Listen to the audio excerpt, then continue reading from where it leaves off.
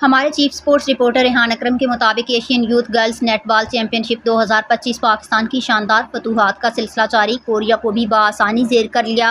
جنوبی کوریا میں جاری ایشین یوتھ گرلز نیٹ بال چیمپئن شپ 2025 میں پاکستان کی کم عمر کھلاڑیوں نے میدان مار لیا۔ پاکستانی گرلز نیٹ بال ٹیم نے اپنے تیسرے میچ میں میزبان کوریا کو انتہائی یک طرفہ مقابلے میں 6 کے مقابلے 91 گول سے عبرتناک شکست دے کر ایونٹ میں مسلسل تیسری کامیابی سمیٹ لی۔ یہ پاکستان کے لیے چیمپئن شپ میں تیسری فتح ہے، جس کے ساتھ ہی قومی ٹیم پول بی میں 6 پوائنٹس حاصل کر کے سر فہرست پوزیشن پر براجمان ہے۔ قبل ازیں پاکستان نے اپنے ابتدائی 2 میچوں میں بھی شاندار کھیل کا مظاہرہ کرتے ہوئے فتح حاصل کی تھی۔ پاکستانی ٹیم کا اگلا مقابلہ کل جاپان کے خلاف ہوگا، جو گروپ مرحلے میں اہم ترین میچ تصور کیا جا رہا ہے۔ ماہرین کے مطابق اگر پاکستان یہ میچ بھی جیت لیتا ہے تو سیمی فائنل میں اس کی رسائی تقریباً یقینی ہو جائے گی۔